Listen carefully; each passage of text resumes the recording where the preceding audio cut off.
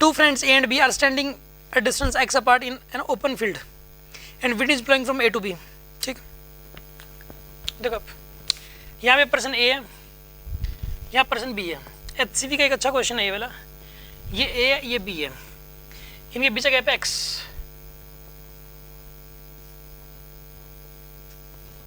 ठीक है, in open field and wind is blowing from A to B। Wind जा रही है A से लेके B तक, विंड इस तरफ जा रही है।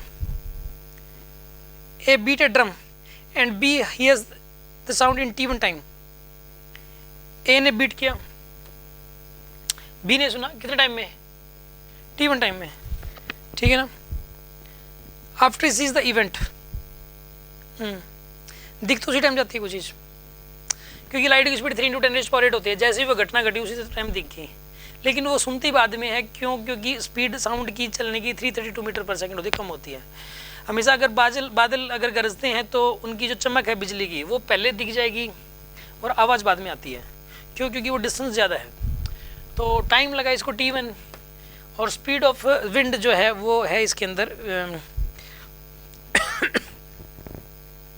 मतलब स्पीड नहीं दे रखी इसकी अभी।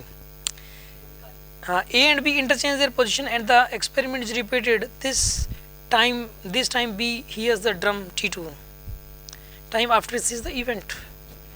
ये यहाँ गया, ये यहाँ गया। अब A ने ड्रम बजाया, ढोलक एक हाथ पे पास ही, मतलब ढोलक इसी के पास है, ढोलक इसी के पास है। इसने यहाँ आके ये यहाँ आ गया, यानी कि पहले जो साउंड गई और विंड की डायरेक्शन एक थी पहले वाले केस में, इसमें T1 टाइम लगा। ठीक है, दूसरे वाले केस में क्या हुआ है, यानी पहले वाले केस में x डिवाइडेड बाय में साउंड दोनों की ऐड करो, वेलोसिटी ऑफ साउंड प्लस में वेलोसिटी ऑफ विंड, दोनों ऐड हुई है नेट वेलोसिटी निकालने के लिए साउंड की, इज इक्वल्स टू T1 आएगा। वापसी में क्या हुआ है बताओ, वेलोसिटी ऑफ साउंड माइनस में velocity of wind is equals to, इसमें T2 टाइम लगेगा। ठीक है,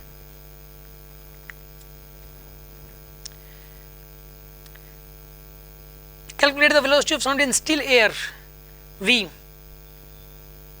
and the velocity of wind u। इसको ये बोल रहा है v और इसको बोल रहा है क्या, u। neglect the time light takes in traveling between the two friends। Light का जो टाइम है उसको नेग्लेक्ट करता हूँ।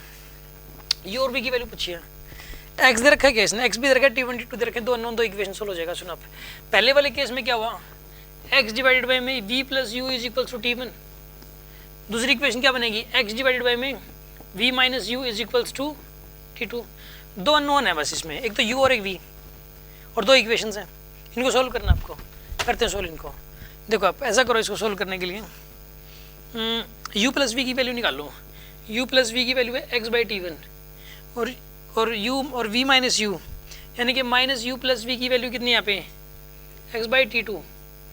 इनको ऐड करो आप, कितना आएगा यहाँ पर, ये 2v is equals to x इन 2 में 1 बाई T1 प्लस में 1 बाई T2 आएगा आपके पास, ये आएगा आपके पास। और v की वैल्यू कितनी आएगी यहाँ से, वेलोसिटी की वैल्यू बताओ, x बाई 2 इंटू में 1 बाई T1 प्लस में 1 बाई T2, ये आएगी। और v की वैल्यू अब यहाँ पुट करो, u की वैल्यू आ जाएगी आपके पास, v पुट करोगे u आ जाएगा निकल के। ठीक है ना।